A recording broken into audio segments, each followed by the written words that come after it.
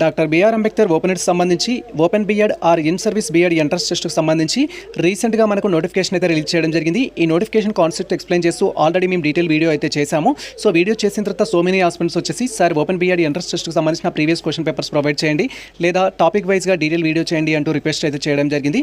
So present వచ్చేసి మనం Telugu subject నుంచి 2023 ఎంట్రన్స్ టెస్ట్లో ఏ క్వశ్చన్స్ అడిగారు, వాటిని ఏ విధంగా సాల్వ్ చేయాలి అనే టాపిక్ గురించి డీటెయిల్గా అయితే తెలుసుకుందాం. వన్ థింగ్, మీరు మన ఛానల్కి ఫస్ట్ టైం వచ్చినట్టయితే ఓపెన్ బిఎడ్ అడ్మిషన్ ప్రాసెస్ ఏ విధంగా ఉంటుంది అనేది ఆల్రెడీ డీటెయిల్ వీడియోస్ అయితే అప్లోడ్ చేయడం జరిగింది. సో లైక్ ఎంట్రన్స్ టెస్ట్కి సంబంధించిన కాన్సెప్ట్ ఏంటి అండ్ ఏ టాపిక్స్ అనేది అడుగుతారు అని సిలబస్కి సంబంధించి అండ్ ఎంట్రన్స్ టెస్ట్ రాసిన తర్వాత రిజల్ట్ ఏ విధంగా డిక్లేర్ చేస్తారు అండ్ తర్వాత ప్రాసెస్ ఏ విధంగా ఉంటుంది అండ్ అడ్మిషన్స్ కోసం మనం ఎంత అమౌంట్ కట్టాలి, ఇలా సో మెనీ డౌట్స్ని క్లారిఫై చేస్తూ సపరేట్ టాపిక్ పైన కూడా డీటెయిల్ వీడియోస్ అయితే అందుబాటులో ఉన్నాయి మన ఛానల్లో. మీరు మన ఛానల్ ప్లేలిస్ట్లో చూసినట్టు క్లారిటీ వస్తుంది. సెకండ్ ఇంపార్టెంట్ థింగ్ వచ్చేసి ప్రీవియస్ క్వశ్చన్ పేపర్స్ గురించి కూడా సో మెనీ ఆస్పిరెంట్స్ క్వైరీ చేస్తున్నారు. ఈ యొక్క ఓపెన్ బిఎడ్ ఎంట్రన్స్ టెస్ట్కి సంబంధించిన ప్రీవియస్ క్వశ్చన్ పేపర్స్ అనేది 2018లో కండక్ట్ చేయడం జరిగింది, 2019లో కండక్ట్ చేయడం జరిగింది, 2020లో కండక్ట్ చేయడం జరిగింది, 23లో కండక్ట్ చేయడం జరిగింది, 24లో కండక్ట్ చేయడం జరిగింది. వాటికి సంబంధించిన క్వశ్చన్ పేపర్స్ అనేది విత్ పీడిఎఫ్ ఫార్మాట్లో మేము పీడిఎఫ్ చేసి మనకు సంబంధించిన టెలిగ్రామ్ గ్రూప్లో అయితే పోస్ట్ చేయడం జరిగింది. మీరు ఆల్ క్వశ్చన్ పేపర్స్ ఫ్రీగా అయితే డౌన్లోడ్ చేసుకోవచ్చు. ఆ యొక్క టెలిగ్రామ్ సంబంధించిన లింక్ వీడియో డిస్క్రిప్షన్లో అయితే ఇచ్చేస్తాం, మీరు డైరెక్ట్గా అయితే డౌన్లోడ్ చేసుకోండి. ప్రజెంట్ మనకు సంబంధించిన టాపిక్లోకి అయితే వచ్చేద్దాము. So doctor BR Ambedkar open city వాళ్ళు కండక్ట్ చేసే open BEd or in service BEd entrance టెస్ట్కి సంబంధించి సిలబస్ గురించి సో మెనీ ఆస్పిరెంట్స్ అయితే క్వైరీ చేస్తున్నారు. సిలబస్ గురించి సపరేట్ వీడియో ఆల్రెడీ చేశాము. సో జస్ట్ ఇక్కడ విత్ ఇన్ షార్ట్గా అయితే నేను ఎక్స్ప్లెయిన్ చేస్తాను. సిలబస్లో వచ్చేసి 3 పార్ట్స్ అయితే ఉంటాయి. ఇంగ్లీష్ సంబంధించిన నాలెడ్జ్ టెస్ట్ చేయడానికి, తెలుగు సంబంధించిన నాలెడ్జ్ టెస్ట్ చేయడానికి అండ్ జనరల్ నాలెడ్జ్ సంబంధించి general knowledge and teaching aptitude సంబంధించిన టాపిక్స్ గురించి క్వశ్చన్స్ అయితే అడుగుతారు. ఇంగ్లీష్ నుంచి 25 క్వశ్చన్స్ అడుగుతారు, 25 మార్క్స్ అయితే ఉంటుంది. తెలుగు నుంచి 25 క్వశ్చన్స్ అడుగుతారు, 25 మార్క్స్ అయితే ఉంటుంది. General knowledge and teaching aptitude ఏదైతే ఉంటుందో దాని నుంచి మనకి ఇక్కడ 50 క్వశ్చన్స్ అయితే ఇస్తారు. టోటల్గా 100 మార్క్స్కి అయితే ఎగ్జామ్ అయితే కండక్ట్ చేస్తారు. ఈ 100 మార్క్స్లో వచ్చేసి తెలుగులో ఏ విధమైన క్వశ్చన్స్ అడిగారు అనేది 25 ఇక్కడ మనం డీటెయిల్గా అయితే తెలుసుకుందాం. సో ఇక్కడ మీరు క్లియర్గా అబ్జర్వ్ చేయొచ్చు. కొందరు ఆస్పిరెంట్స్ వచ్చేసి డౌట్స్ ఉంటాయి, సార్ నెగిటివ్ మార్క్స్ ఉంటాయా అని కూడా క్వైరీ చేస్తారు. సో మనకి ఎంట్రన్స్ టెస్ట్లో ఎటువంటి నెగిటివ్ మార్క్స్ ఉండవు. సో మీరు 100కి 100 మార్క్స్ అయితే చేయాల్సి ఉంటుంది. ఎగ్జామ్ అనేది పెన్ పేపర్ బేస్డ్ కాదు, దట్ ఈస్ ఓఎంఆర్ బేస్డ్ అయితే కాదు. సో మనకు ఎగ్జామ్ అనేది ఎలా కండక్ట్ చేస్తారంటే కంప్యూటర్ బేస్డ్ టెస్ట్ అయితే కండక్ట్ చేస్తారు. ఇప్పటి వరకు మీరు ఒకవేళ కంప్యూటర్ బేస్డ్ టెస్ట్ రాయనట్లయితే so first time computer based test రాసే ఆస్పిరెంట్స్ ఏ విధంగా రాయాలి అనేది డీటెయిల్ వీడియో మేము ప్రీవియస్లో చేయడం జరిగింది. ఆ వీడియో లింక్ వీడియో డిస్క్రిప్షన్లో అయితే ఇచ్చేస్తాము. దాన్ని బట్టి మీరు జస్ట్ ఒకసారి ప్రాక్టీస్ పర్పస్ అయితే ఆ వీడియో చూస్తే మీకు క్లారిటీ వస్తుంది. సో వీడియో లెంత్ అయితే అవుతుంది, ఎక్కువ టాపిక్ మాట్లాడినట్టయితే డైరెక్ట్గా మనకు సంబంధించిన కంటెంట్లోకి అయితే వెళ్ళిపోదాం. సో ఈ వీడియోలో మనం 2023 ఎంట్రన్స్ టెస్ట్కి సంబంధించి తెలుగు సబ్జెక్ట్ నుంచి ఏ క్వశ్చన్స్ అడిగారు, వాటిని ఏ విధంగా సాల్వ్ చేయాలని డీటెయిల్గా అయితే తెలుసుకుందాం. సో ఎంట్రన్స్ టెస్ట్కి సంబంధించిన తెలుగు క్వశ్చన్స్ మీరు ఎగ్జామ్ రాసేటప్పుడు ఎక్కడ రావడం జరుగుతుందంటే జనరల్గా మీకు 1 to 25 వరకు ఇంగ్లీష్ ఉండడానికి ఛాన్స్ ఉంటుంది, లేదా 1 to 25 వరకు తెలుగు ఉండడానికి ఛాన్స్ ఉంటుంది. ఒకవేళ 1 to 25 వరకు ఇంగ్లీష్ ఉన్నట్టయితే 26 to 50 వరకు వచ్చేసి తెలుగు అయితే ఉంటుంది. ఒకవేళ సో 26 to 50 ఇంగ్లీష్ ఉన్నట్టయితే 1 to 25 అనేది తెలుగు ఉంటుంది. సో ఎలా ఉన్నా సరే కానీ మనకు 25 క్వశ్చన్స్ అయితే ఇవ్వడం జరుగుతుంది. దీంట్లో ఖచ్చితంగా ఒకటి ఏంటంటే ప్యాసేజ్ అయితే ఇవ్వడం జరుగుతుంది. ప్యాసేజ్ మీ నుంచి మీకు 5 క్వశ్చన్స్ అడుగుతారు, ఈచ్ వన్ వచ్చేసి 5 మార్క్స్. ఎటువంటి నెగిటివ్ మార్క్స్ లేవు కాబట్టి ప్యాసేజ్లో ఈజీగా స్కోర్ చేసుకోవడానికి అయితే ఛాన్స్ ఉంటుంది. 2023లో ఏ విధంగా ప్యాసేజ్ అడిగారని మీరు ఇక్కడ క్లియర్గా అబ్జర్వ్ చేయొచ్చు. సో ఇక్కడ మనకి ఇన్ఫర్మేషన్ అయితే ఇచ్చారు ఇన్స్ట్రక్షన్స్లో. ఈ కింది పేరాను చదివి 1 to 5 సమాధానాలను గుర్తించండి, ప్రశ్నలకు సమాధానాలను గుర్తించండి అని అయితే మనకి క్వశ్చన్ ప్యాసేజ్ ఇవ్వడం జరిగింది. ఈ విధంగా మీకు కంప్లీట్ ప్యాసేజ్ అయితే ఉంటుంది. దీన్ని మీరు క్లియర్గా అయితే వెరిఫై చేసుకోవాలి. సో ఇక్కడ మీరు క్లియర్గా అబ్జర్వ్ చేయొచ్చు. ఫస్ట్ కాన్సెప్ట్ అయితే మనం అర్థం చేసుకోవాలి. ప్యాసేజ్లో ఏం అడిగారు అనేది మనకు తెలియాలి. ఇక్కడ మనకి ఏంటంటే గురజారాకు సంబంధించిన కవి గారి గురించి అయితే అడిగారు మనకు. సో గురజాడ ఆధునిక సాహిత్యానికి సంబంధించి వేగుచుక్క వంటి వాడు అంటూ సమ్ ఇన్ఫర్మేషన్ అయితే ఇచ్చారు. ఆయనకు సంబంధించిన కన్యాశుల్కం గురించి అండ్ అది ఎక్కడెక్కడ ప్రచురించడం జరిగింది, ఏ భాషలో ప్రచురించడం జరిగింది అండ్ దాంట్లో ముఖ్యమైన పాత్రలు ఏంటి, ఏ టాపిక్ గురించి మాట్లాడారని మనకి ఇక్కడ ఎలాబరేట్ చేశారు. ప్యాసేజ్కి జనరల్గా ఆన్సర్ చేసే వేస్ ఏముంటాయంటే 2 వేస్ ఉంటాయి. ఎక్కువ స్టూడెంట్స్ ఏమేమి ఫాలో అవుతారంటే 2 వేస్లో ఏదో ఒక వే అనేది ఫాలో అవుతారు. జనరల్ స్టూడెంట్స్ ఏం చేస్తారంటే మ్యాక్సిమం ఆఫ్ ది స్టూడెంట్స్ అనేవారు ప్యాసేజ్ చదివి ఆన్సర్స్కి వెళ్ళిపోవడం జరుగుతుంది. క్వశ్చన్స్లో ఏమేమి అడిగారు అనేది వెళ్ళడం జరుగుతుంది. ఫస్ట్ ప్యాసేజ్ రీడ్ చేస్తారు, చాలా మంది వచ్చేసి ఫస్ట్ ప్యాసేజ్ రీడ్ చేయడం జరుగుతుంది. సెకండ్ వెర్షన్ వచ్చేసి క్వశ్చన్ ఫస్ట్ రీడ్ చేస్తారు, తర్వాత ప్యాసేజ్కి రావడం జరుగుతుంది. సో ఈ 2 వేస్లో ఏవైనా మీరు ఫాలో అవచ్చు. బెటర్ వే ఏది అనేది నేను కమ్యూనికేట్ అయితే చేయలేను. ప్యాసేజ్ చదవడం వల్ల మీకు ఏమొస్తుందంటే ప్యాసేజ్ మీద ఫుల్ క్లారిటీ రావడం జరుగుతుంది. సో తర్వాత క్వశ్చన్స్ చదివారనుకుంటే మీకు ఏ లైన్స్ ఎక్కడ టచ్ అయ్యాయని డైరెక్ట్ అక్కడికి వెళ్ళేసి ఆన్సర్స్ పెట్టేస్తారు. లేదా క్వశ్చన్ ఫస్ట్ మీరు చదివారనుకో క్వశ్చన్లో అడిగిన మెయిన్ కాన్సెప్ట్ ఏదైతే ఉంటుందో దాన్ని ప్యాసేజ్లో ఎక్కడ ఉందనేది ఐడెంటిఫై చేస్తారు. ఎనీవే ప్యాసేజ్ని అయితే మీరు కంప్లీట్గా రీడ్ చేసి ఆన్సర్ చేస్తేనే క్వశ్చన్స్కి అయితే ఆన్సర్ చేయగలుగుతారు. మీరు ఇక్కడ క్లియర్గా అబ్జర్వ్ చేయొచ్చు. ఫస్ట్ నేను వచ్చేసి ఏంటంటే నా స్టైల్లో నేను క్వశ్చన్స్ ఫస్ట్ రీడ్ చేస్తాను అండ్ ఆఫ్టర్ దట్ ప్యాసేజ్ అయితే రీడ్ చేస్తాను. బట్ మీకు ఏది కంఫర్టబుల్ ఉంటుందో ఉంటుందో దాని అయితే ట్రై చేయండి. ఇక్కడ ఫస్ట్ క్వశ్చన్ వచ్చేసి ఏంటంటే కన్యాశుల్కం నాటకం మొట్టమొదట ఎక్కడ ప్రదర్శించబడింది అని అడిగారు. సో మనకు ప్యాసేజ్లో దానికి సంబంధించి ఎప్పుడు రాశారు, ఎప్పుడు ప్రచురించారు అనేది అయితే ఉంది. దానికి సంబంధించిన దాన్ని బట్టి మనం ఇక్కడ ఆన్సర్ అయితే చేయొచ్చు. బట్ ఇక్కడ అడిగింది ఏంటి, ప్రదర్శించడం, ఎక్కడ మొట్టమొదట ప్రదర్శించారని అడిగారు. దానికి సంబంధించిన ప్లేస్ని మనం ఐడెంటిఫై చేయాలి. సంస్కర్తలకు బుద్ధి చెప్పే పాత్రకు సంబంధించిన ఇన్ఫర్మేషన్ అడిగారు. మనకు ప్యాసేజ్లో కొన్ని పాత్రలు ఇచ్చారు, వాళ్ళకి సంబంధించిన యాక్టివిటీస్ ఇచ్చారు. దాన్ని బట్టి దీనికి మనం ఆన్సర్ చేయాల్సి ఉంటుంది. తర్వాత అప్పటి సాంఘిక దురాచారం కన్యాశుల్కం అయితే నేటి సాంఘిక దురాచారం ఏది అని ఇచ్చారు. సో నేటి దురాచారం ఏంటి అనేది కూడా ప్యాసేజ్లో ఉంటుంది, లేదా ఇచ్చిన సిచ్యువేషన్ బట్టి నేటి సిచ్యువేషన్ మనం ఐడెంటిఫై చేయాల్సి ఉంటుంది. తర్వాత 4th వన్ గురజారాకు సంబంధించి ఇక్కడ సో గురజాడకు సంబంధించి అప్పారావు గారు కన్యాశుల్కం నాటకాన్ని వాడుక భాషలో రచించడానికి ప్రధాన కారణం ఏంటి అనేది అడిగారు. దానికి సంబంధించి కూడా మీరు ఇక్కడ క్లియర్గా అబ్జర్వ్ చేయొచ్చు. కొన్ని కారణాలు అయితే ఇచ్చారు. సో కవి గారిని భావ విప్లవకారుడు అని ఎందుకు అంటారనేది కూడా ఇక్కడ ఇవ్వడం జరిగింది. ఇలా 5 క్వశ్చన్స్ ఇవ్వడం జరిగింది. దానికి సంబంధించిన ఆప్షన్స్ అయితే ఉన్నాయి. సో ఫస్ట్ క్వశ్చన్ వచ్చేసి ఏంటంటే ప్రదర్శించడానికి సంబంధించి, తర్వాత బుద్ధి చెప్పిన పాత్రకు సంబంధించి, తర్వాత నేటి దురాచారానికి సంబంధించి, అండ్ అతను వాడుక భాషలో ఎందుకు రచించాడు అని, భావ విప్లవకారుడు అని ఎందుకు అంటారు అనేది క్వశ్చన్స్ అడిగారు. దానికి సంబంధించిన రిలవెంట్ ఆన్సర్స్ కోసం నేను ప్యాసేజ్ అయితే రీడ్ చేస్తున్నాను. సో గురజాడ సంబంధించి ఇక్కడ మీరు క్లియర్గా అబ్జర్వ్ చేయొచ్చు. గురజాడకు సంబంధించి ఆధునిక సాహిత్యం వేగుచుక్క వంటి వాడని ఇచ్చారు. సో వేగుచుక్క రిలేటెడ్ మనకి ఏమి ఇవ్వలేదు. ఇఫ్ క్వశ్చన్స్ ఇస్తుంటే ఎవరు ఏ సాహిత్యానికి వేగుచుక్క వంటి వాడంటే ఆధునిక సాహిత్యానికి మనం చెప్తాం, అది ఇవ్వలేదు ఇక్కడ.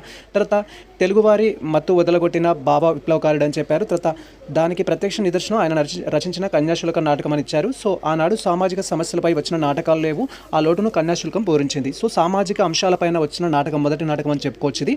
సో లోటును కన్యాశుల్కం పూరించింది. కన్యాశుల్కం నాటకం 1887లో ప్రచురించబడింది. సో 1887 ప్రచురించిన దాని గురించి అడగలేదు, మనకు ప్రదర్శించిన దాని గురించి అడిగారు. ఇక్కడ మీరు క్లియర్గా అబ్జర్వ్ చేయొచ్చు. ఫస్ట్ క్వశ్చన్, సో 1892 విజయనగరంలో మొదటిసారి ప్రదర్శించబడింది అని ఉంది. కరెక్ట్ ఆన్సర్ వచ్చేసి ఏంటంటే విజయనగరంలో ప్రదర్శించబడింది. క్వశ్చన్కి వెళ్ళిపోయి మీరు ఆప్షన్ అయితే పెట్టుకోవాల్సి ఉంటుంది. సో ఇక్కడ మనకి విజయనగరం అనేది కరెక్ట్ ఆన్సర్. విజయవాడ కాదు, విశాఖపట్నం కాదు, విరంజీపురం కాదు.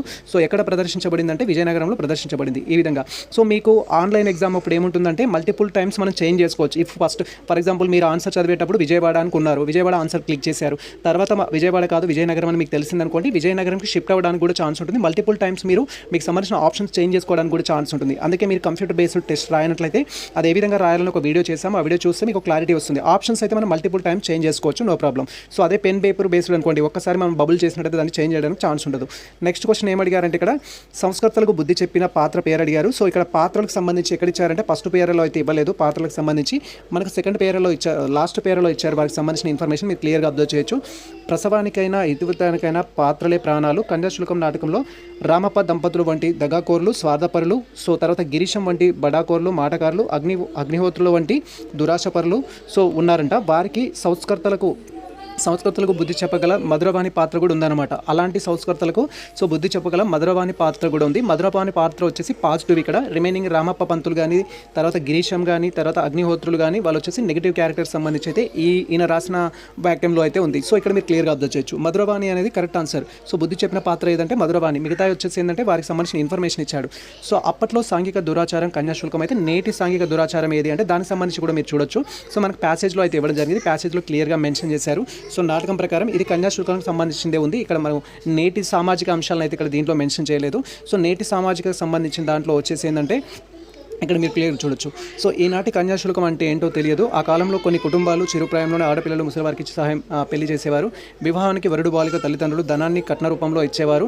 సో మంచి చెడులు చేయని వయసులోనే ఆ తల్లిదండ్రులు ముసలివారికి కట్టబెట్టేవారు. కొంతకాలానికి బాల వితంతులుగా ఉండవలసి వచ్చింది. సో ఆ స్థానంలో కన్యాశుల్కం స్థానంలో ప్రజెంట్ వచ్చేసి ఏంటంటే వరకట్నం వచ్చిందని అయితే మెన్షన్ చేశారు. ఇక్కడ కట్న కానుక అని ఇచ్చారు, ఇక్కడ వరకట్నం అని ఇచ్చారు. సో దాని స్థానంలో ఏముందంటే కన్యాశుల్కం స్థానంలో వరకట్నం అనేది అయితే ఉంది. వరకట్నం అనేది కరెక్ట్ ఆన్సర్. సో మీరు ప్యాసేజ్ అనేది విత్ ఇన్ టైంలో అయితే రీడ్ చేయొచ్చు. సో ఇక్కడ వరకట్నం అనేది కరెక్ట్ ఆన్సర్. తర్వాత సో గురజాడ అప్పారావు గారు కన్యాశుల్కం నాటకాన్ని వాడుక భాషలో రచించడానికి ప్రధాన కారణం. సో దీనికోసం మీ ప్యాసేజ్ మొత్తం రీడ్ చేయాల్సిన అవసరం లేదు. సో ఎవరైనా సరే ఒక నాటకాన్ని వాడుక భాషలో ఎందుకు రచిస్తారంటే సో ఎక్కువ మార్పు తీసుకురావడానికి, ఎక్కువ మందిని రీచ్ అవ్వడం కోసం అయితే తీసుకురావడం జరుగుతుంది. సో ఇక్కడ ప్రజల కోరిక మేరకు కాదు, వాడుక భాషలో రచించడం సులభం కాబట్టి కాదు, తర్వాత రాజకీయంగా ఎదగడం కోసం కాదు, ప్రజల్లో చైతన్యం కల్పించడం కోసం, దురాచారాలను రూపుమాపడం కోసం. సో మనకు సంబంధించిన గురజాడ అప్పారావు గారు ఏం చేయడం జరిగిందంటే సో వాడుక భాషలో దాన్ని కావ్యాన్ని రచించడం జరిగింది. తర్వాత సో గురజాడ భావ విప్లవకారుడు ఎందుకు అంటారు అంటే సో అప్పటి వరకు సో దురాచారాలను మాపమాడడానికి ఎవరు కూడా అలాంటి ప్రయత్నం చేయలేదు. ఆయన చేయడం వల్ల సో అతనికి భావ విప్లవకారుడు అని అయితే అంటారు. కన్యాశుల్కం నటించినందుకు కాదు, సమాజంలో దురాచారాలను కన్యాశుల్కం ద్వారా ప్రవేశపెట్టినందుకు, బయట పెట్టినందుకు ఏదైతే ఉంటుందో అది కరెక్ట్ ఆన్సర్. మనకి ఇక్కడ సెకండ్ వన్ అనేది కరెక్ట్ ఆన్సర్. సో ఇలా మీరు ప్యాసేజ్ రీడ్ చేసి ఆన్సర్ అయితే చేయాల్సి ఉంటుంది. ప్యాసేజ్ అనేది మీరు కేర్ఫుల్గా రీడ్ చేయాలి. ఈ ప్యాసేజ్ చాలా ఈజీగా ఇవ్వడం జరిగింది, బట్ కొన్నిసార్లు మనకి ఏమి ఇస్తారంటే కొన్ని పదాలు ఇచ్చేసి ఆ పదానికి సమానమైన అర్థాన్ని గుర్తించండి, నానార్థాన్ని గుర్తించండి అని కూడా అడగడానికి ఛాన్స్ ఉంటుంది. వాటిపైన కూడా మీరు ఫోకస్ చేయాల్సి ఉంటుంది ప్యాసేజ్ విషయంలో అయితే. సిక్స్త్ వన్ వచ్చేసి ఏంటంటే మనకి ఇక్కడ క్రింది సో వాక్యంలో గీత గీసిన పదమునకు వికృతి పదమును వివరించండి అనేది సో రాయండి అనేది ఇవ్వడం జరిగింది. సో ఇక్కడ మనకి ఇచ్చిన పదం ఏంటి అనేది ఇంపార్టెంట్. అండర్లైన్ చేసిన పదం ఏదైతే ఉంటుందో అది మనకి ఇంపార్టెంట్. నేరం నువ్వు చేసి నెపము నా మీద పెడుతున్నావా అనే క్వశ్చన్ అయితే అడగడం జరిగింది. సో ఇక్కడ నెపముకు వికృతి పదం ఏది అనేది మనకి ఇంపార్టెంట్. సో మిగతా వర్డ్స్ అని మనకు అవసరం లేదు. సో నిబా అని ఇవ్వడం జరిగింది, నింద అని ఇవ్వడం జరిగింది, తప్పు అని ఇవ్వడం జరిగింది, అపవాదం అనేది ఇవ్వడం జరిగింది. సో దీనికి కరెక్ట్ ఆన్సర్ వచ్చేసిందంటే తప్పు అనేది అయితే కరెక్ట్ ఆన్సర్. సో నా యొక్క పర్సెప్షన్ ప్రకారం, సో నా యొక్క నేను సెట్ చేసిన థింగ్స్ ప్రకారం తప్పు అనేది కరెక్ట్ ఆన్సర్. కీలో వచ్చేసి ఏంటంటే నిబ్బా అనేది ఇవ్వడం జరిగింది. ఇఫ్ మీకు ఏదైతే కరెక్ట్ ఆన్సర్ అనిపిస్తుందో అది కామెంట్ సెక్షన్లో కామెంట్ చేయడానికి అయితే ప్రయత్నించండి. సిక్స్త్ క్వశ్చన్కి సంబంధించి క్రింది వాక్యంలో గీత గీసిన పదమునకు వికృతి పదము రాయండి అన్నారు. నెపముకు కరెక్ట్ ఆన్సర్ ఏంటి అనేది మీరు కామెంట్ సెక్షన్లో మెన్షన్ చేయండి. సో అనదర్ క్వశ్చన్ మీరు ఇక్కడ క్లియర్గా అబ్జర్వ్ చేయొచ్చు. సెవెంత్ వన్ వచ్చేసి క్రింది వాక్యంలో గీత గీసిన పదములకు సమానార్థక పదములను ఎంపిక చేయము అనేది ఇవ్వడం జరిగింది. సో ఇచ్చిన ఆప్షన్లో వచ్చేసి ఏంటంటే మనకు అండర్లైన్ చేయబడిన దాంట్లోకి వెళ్ళి సమానార్థంలో ఉన్న పదములను అయితే వెతకమంటున్నారు. 4 ఆప్షన్స్లోకి వెళ్ళి రమ పర్సులో చిన్న అద్దములు, వాళ్ళ ఇంటికి పెద్ద దర్పములు కలవు అనేది మనకు క్వశ్చన్ మీరు ఇక్కడ క్లియర్గా అబ్జర్వ్ చేయొచ్చు. సో రమ పర్సులో అద్దములు ఉన్నాయంట, వాళ్ళ ఇంటికి కిటికీలో పెద్ద దర్పములు కలవంట. సో వీటికి సమాన అర్థములు అనేది చెరువు అనేది కాదు, గవాక్షము అనేది కాదు, ప్రతిబింబము అనేది కాదు. అద్దంలో ప్రతిబింబం వస్తుంది, బట్ ఇది ప్రతిబింబం కాదు, దాని రెఫరెన్స్ మాత్రమే. అది మకురము అనేది కరెక్ట్ ఆన్సర్. అద్దములకు సంబంధించి కానీ దర్పములకు సంబంధించి కానీ మకురము అనేది రావడం జరుగుతుంది. సో మీరు ఆన్సర్స్ ప్రాక్టీస్ చేసేటప్పుడు కూడా చెరువుకు సమాన అర్థములు ఏంటి, గవాక్షంకు సమాన అర్థములు ఏంటి, ప్రతిబింబంకు సమాన అర్థములు ఏంటి అనేది కూడా మీరు ఫోకస్ చేస్తూ ప్రిపేర్ అయితే బెటర్ స్కోర్ తెచ్చుకోవడానికి అయితే ఛాన్స్ ఉంటుంది. నెక్స్ట్ సెషన్ 2024 పేపర్ ఎక్స్ప్లెయిన్ చేసేటప్పుడు మేము ఆ విధంగానే నేను డీటెయిల్ వీడియో చేస్తాను. సో ఆ వీడియో కోసం అయితే వెయిట్ చేయండి. అండ్ 8th క్వశ్చన్ మీరు ఇక్కడ క్లియర్గా అబ్జర్వ్ చేయొచ్చు. క్రింది వాక్యలో కర్మని గుర్తించండి అని చెప్పారు. సో ఫస్ట్ కర్మ అంటే ఏంటి, చేసేది, చేయబడేది ఏదైతే ఉంటుందో సో దాన్ని మనం ఇక్కడ కర్మ అంటాము. దాన్ని ఎవరైతే అనుభవిస్తుంటారో అది. సో ఇక్కడ క్లియర్గా అబ్జర్వ్ చేయొచ్చు. బాలకృష్ణ ఈరోజు దినపత్రికను చదువుతున్నాడు అనేది ఇవ్వడం జరిగింది. సో ఇక్కడ బాలకృష్ణ అనేవారు ఎవరంటే కర్త, చేసేవాడు కర్త, చెయ్యబడేది ఏదైతే ఉంటుందో సో అది కర్మ కిందనైతే ట్రీట్ చేయడం జరుగుతుంది. చదువుతున్నాడు అనేది ఏంటంటే క్రియ అవుతుంది, అది సో క్రియ అనేది అవుతుంది. దినపత్రిక అనేది ఏదైతే ఉంటుందో అది కర్మ అవుతుంది. సో కర్త కర్మ క్రియ అనేది అయితే ఉంటుంది ప్రతి వాక్యంలో వాక్యాన్ని ఫుల్ఫిల్ చేయడానికి. బాలకృష్ణ అనేవారు కర్త అవుతారు, ఇది వచ్చేసి ఏమో క్రియ అవుతుంది, దినపత్రిక వచ్చేసి కర్మ అవుతుంది. దినపత్రిక అనేది కరెక్ట్ ఆన్సర్. సో రిమైనింగ్ వచ్చేసి ఏంటంటే దానికి ఇర్రెలవెంట్ ఆప్షన్స్. తర్వాత మీరు క్లియర్గా అబ్జర్వ్ చేయొచ్చు. క్రింది వాక్యంలో గీత గీసిన పదమును విడదీసి సంధి పేరును గుర్తించండి అన్నారు. పాండవుల సోదరులలో కటకడవాడు సహదేవుడు అనేది ఇవ్వడం జరిగింది. సో కటకడవాడు సహదేవుడు అనే పదంలో కటకటకి అండర్లైన్ చేశారు. అండర్లైన్ చేసిన వాడు ఏదైతే ఉందో దాని ఏ సంధి అంటున్నారు, విడదీసి సంధి చెప్పమంటున్నారు. సో ఇక్కడ ఇది విడదీసినప్పుడు ఏమొస్తుందంటే కడకడ అని వస్తుంది. సో కడకడ అనేది ఏంటంటే ఆమ్రేడిత సంధి, ఇక్కడ ఆమ్రేడిత సంధికి ఇవ్వడం జరిగింది. B1 అయితే మనకి కరెక్ట్ ఆన్సర్.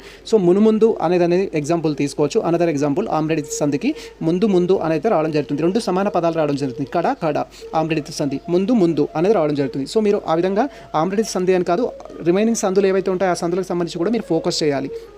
తర్వాత క్రింది గద్యాన్ని చదివి గీత గీసిన పదం ఏ పదమో గుర్తించండి అనేది క్వైరీ చేయడం జరిగింది. జంతు ప్రదర్శనశాలకు 2 స్నేహితులు వెళ్ళారు. అక్కడ వారు అందమైన నెమల్ని చూశారు. ఆ తర్వాత అక్కడ ఉన్న దుకాణంలోకి వెళ్ళి తినుబండారాలు తిన్నారు. సాయంత్రానికి బస్సు ఎక్కి అలసిపోయి కునికి తీశారు. సో ఇక్కడ మనం మొత్తం చదవాల్సిన అవసరం లేదు. ఇలా క్వశ్చన్ మొత్తం చదివినట్లయితే మనకి టైం వేస్ట్ అవుతుంది. అక్కడ అడిగింది ఏంటి 10th 1లో క్రింది గద్యాన్ని చదివి గీత గీసిన పదం ఏ పదమో గుర్తించండి అన్నారు. జస్ట్ గీత గీసిన పదాన్ని మనం ఫోకస్ చేస్తే సరిపోతుంది. ఇక్కడ అండర్లైన్ చేయబడిన వాటి ఏంటంటే కునుకు తీశారు అనేది. కునుకు తీశారు అంటే అది పనిని తెలియజేస్తుంది. సో అది వచ్చేసి ఏంటంటే క్రియాపదం అవుతుంది, క్రియాపదం. మరి రిమైనింగ్ వాటికి మీనింగ్స్ ఏంటి, సర్వనామము, నామవాచకము అంటే సో ఇక్కడ నామవాచకం అనేది పేరును తెలియజేస్తుంది. రాము, రమేష్, సురేష్ అనేది ఇచ్చినట్లయితే అది పేరును తెలియజేస్తుంది. సర్వనామం అంటే ఆమె, అతడు, సో వాళ్ళు అనేది తెలియజేసినట్టయితే అది సర్వనామం కింద రావడం జరుగుతుంది. సో ఈ విధంగా మీరు ఫోకస్ చేస్తూ ప్రిపేర్ అవ్వాలి. ఇక్కడ క్వశ్చన్లోనే కాకుండా క్వశ్చన్లో ఇచ్చిన ఆప్షన్స్ ద్వారా కూడా మీరు సమ్ నాలెడ్జ్ అనేది గెయిన్ చేసుకోవాలి. అలా అయితే బెటర్ స్కోర్ తెచ్చుకోవడానికి ఛాన్స్ ఉంటుంది. అండ్ అనదర్ వన్ వచ్చేసి ఏంటంటే సో 11th 1 క్రింద ఇవ్వబడిన పదానికి ప్రకృతి పదాన్ని గుర్తించండి అనేది అడగడం జరిగింది. దమ్మము అనేది ఇవ్వడం జరిగింది. దమ్మముకి ప్రకృతి పదం ఏంటి అనేది అడగడం జరిగింది. సో ఇక్కడ ధర్మము అనేది కరెక్ట్ ఆన్సర్. మనకు దారము, దానము, సో ధర్మము ఈ పదాలు అయితే కరెక్ట్ అయినవి కాదు, రిలవెంట్ వర్డ్స్ అయితే కాదు. సో మనకి కరెక్ట్ ఆన్సర్ వచ్చేసి ఫస్ట్ 1. సో మరి మిగతా వాటికి కూడా సంబంధం ఉంటుందిగా, అది వికృతి పదమా లేకపోతే సందర్భాల దానికి సంబంధించిన నానార్థాలు వస్తాయా అనేది అయితే మీరు ఒకసారి ఫోకస్ చేయాల్సి ఉంటుంది. సో 12th 1 మీరు ఇక్కడ క్లియర్గా అబ్జర్వ్ చేయొచ్చు. సో 12th 1 క్రింద గీసిన క్రింద వాక్యంలోని గీత గీసిన పదంకు సరైన విగ్రహ వాక్యమును ఎంపిక చేయము అని అయితే అడగడం జరిగింది. రామయ్య దాన ధర్మములు చేసి కీర్తి గడించెను. సో రామయ్య అనే తను ధర్మములు చేసి కీర్తి గడించెను అని ఇచ్చారు. 4 ఆప్షన్స్లో వచ్చేసి దానములు మరియు ధర్మములు అని ఇచ్చారు, దానము మరియు ధర్మము అని ఇచ్చారు, తర్వాత దానము ధర్మమును అని ఇచ్చారు, తర్వాత దానములు ధర్మము ఇచ్చారు, తర్వాత దాన మరియు ధర్ములు అని ఇచ్చారు. సో దీంట్లో కరెక్ట్ ఆన్సర్ వచ్చేసి ఏంటంటే B1 కరెక్ట్ ఆన్సర్. దానమును ధర్మమును చేసి కీర్తి గడించెను అని అయితే మనం రాయాల్సి ఉంటుంది. దానము మరియు ధర్మములు కాదు. సెకండ్ ఆన్సర్ వచ్చేసి correct answer, that is B1 అయితే కరెక్ట్ ఆన్సర్. దీనికి మీరు క్లియర్గా అబ్జర్వ్ చేయొచ్చు. దెన్ అనదర్ వన్ ఇక్కడ మనకు 13th వన్, క్రింది వాక్యంలో గీత గీసిన పదం ఏ విభక్తి ప్రత్యయానికి చెందిందో రాయండి అని చెప్తున్నారు, చెప్పండి అని చెప్తున్నారు. కవిత్రయము సంస్కృత వ్యాస మహాభారతాన్ని తెలుగులో అనువదించారు అనేది ఇవ్వడం జరిగింది. కవిత్రయము సంస్కృత వ్యాస మహాభారతాన్ని తెలుగులో అనువదించారు అనేది ఇవ్వడం జరిగింది. సో ఇది ద్వితీయ విభక్తిన, సప్తమి విభక్తిన, తృతీయ విభక్తిన, షష్ఠి విభక్తిన అనేది మనం చెప్పాల్సి ఉంటుంది. సో ఇక్కడ మీరు క్లియర్గా అబ్జర్వ్ చేయొచ్చు. మనకు లో అనే వాటిని అయితే హైలైట్ చేయడం జరిగింది, అండర్లైన్ చేయడం జరిగింది. సో లో అనేది దేనికి రావడం జరుగుతుందంటే సప్తమి విభక్తికి అయితే రావడం జరుగుతుంది. సప్తమి విభక్తిలో ఏముంటుందంటే మనకు ఎందులో, సో దాంట్లో లోపల ఎందు అనే ప్రత్యామ్నాయాలు అయితే ఉండడం జరుగుతుంది. ఉదాహరణకు తెలుగులో, ఇంటిలో, పాఠశాలలో అనే పదాలు కనుక ఇచ్చి సో మనకు అండర్లైన్ ఇచ్చినట్టయితే లో అనే వాటి దేనికి రావడం జరుగుతుందంటే సప్తమి విభక్తికి అయితే రావడం జరుగుతుంది. రిమైనింగ్ ఆప్షన్స్ వచ్చేసి ఏంటంటే మనకు ద్వితీయ విభక్తి ఇచ్చారు, తృతీయ విభక్తి ఇచ్చారు, షష్ఠి విభక్తి ఇచ్చారు. ద్వితీయ విభక్తి ఎప్పుడు రావడం జరుగుతుందంటే ఏదైనా ఒక వాక్యాన్ని ఇచ్చి దానికి నూని కానీ నీని కానీ యాడ్ చేసినట్టయితే సో ఉదాహరణకు మనకు దానికి సంబంధించింది ద్వితీయ విభక్తి అవుతుంది. ఉదాహరణకు పుస్తకాన్ని చదివాడు, పుస్తకాన్ని చదివాడు, పుస్తకాన్ని ఇచ్చాడు అనే వాక్యాలు ఏవైతే ఉంటాయో అది మనకు ద్వితీయ విభక్తి కిందకి రావడం జరుగుతుంది. తృతీయ వచ్చేసి ఏంటంటే చెన్, చేతన్, తోడన్ లాంటివి అయితే రావడం జరుగుతుంది. కత్తితో కోసాడు, పెన్తో రాశాడు లాంటివి వచ్చినట్టయితే దాన్ని మనం ఏమంటామంటే ఇక్కడ తృతీయ విభక్తి కింద అయితే రాసుకోవడం జరుగుతుంది. తర్వాత షష్ఠి విభక్తి అనేది ఏంటంటే యొక్క అని వస్తే రాజుగారి యొక్క గది, సో అలా సంథింగ్ మనకు వర్డ్స్ వచ్చినట్టయితే ఉదాహరణకి రాముని యొక్క పుస్తకం లాంటివి వచ్చినట్టయితే సో మనకి ఏంటి అంటే అది షష్ఠి విభక్తి కావడం జరుగుతుంది. సో ఈ క్వశ్చన్కి మనకి ఏంటి అంటే ఇచ్చిన క్వశ్చన్లో వచ్చేసి మనకు సో ఆన్సర్ లో ఇచ్చారు కాబట్టి కవిత్రయం సంస్కృత వ్యాస మహాభారతాన్ని తెలుగులో అనువదించారు. లోని ఏ వాక్యం అంటున్నామంటే సప్తమి విభక్తి అనేది చెప్పొచ్చు. తర్వాత అనదర్ క్వశ్చన్ ఇక్కడ మీరు క్లియర్గా అబ్జర్వ్ చేయొచ్చు. మనకు గుర్రము అను పదానికి పర్యాయ పదమును గుర్తించండి అని అయితే చెప్పారు. సో భుజంగము, తురంగము, మకరము, కుంజరము అనేది ఇచ్చారు. కరెక్ట్ ఆన్సర్ వచ్చేసి గుర్రంకి తురంగము అనేది కరెక్ట్ ఆన్సర్ ఉంటుంది. B1 అయితే కరెక్ట్ ఆన్సర్. రిమైనింగ్ సంబంధించిన వాటికి సంబంధించిన మీనింగ్ కూడా మీరు ఇక్కడ క్లియర్గా వెరిఫై చేసుకోవచ్చు. భుజంగం అంటే ఏంటి, మకరం అంటే ఏంటి, కుంజరము అంటే ఏంటి అనేది కూడా మీరు చూడొచ్చు. మనకు భుజంగము అంటే పాము అని చెప్పడం అర్థమైతే వస్తుంది. తర్వాత మకరము అంటే మొసలి అనే అర్థమైతే వస్తుంది. కుంజరము అంటే ఏనుగు అనే అర్థమైతే రావడం జరుగుతుంది. సో ఇక్కడ మనకు అడిగింది ఏంటంటే గుర్రంకు సో దానికి సంబంధించిన పర్యాయ పదం అడిగారు కాబట్టి గుర్రంకు వచ్చేసి తురంగము అయితే రావడం జరుగుతుంది. భుజంగముకి పాము వస్తుంది, మకరముకు మొసలి రావడం జరుగుతుంది, కుంజరముకు ఏనుగు అయితే రావడం జరుగుతుంది. సో అనదర్ క్వశ్చన్ మీరు ఇక్కడ క్లియర్గా అబ్జర్వ్ చేయొచ్చు. ఈ క్రింది వాక్యంలో గీత గీసిన పదంకు సంబంధించిన నానార్థంని గుర్తించండి అంటున్నారు. సో నానార్థాలు ఒకే పదంకి సేమ్ డిఫరెంట్ వర్డ్స్ అనేది యూజ్ చేస్తాము. మనకు నాకు దారి చూపించే నీవే నాకు శరణము అని అయితే క్వశ్చన్ అడగడం జరిగింది.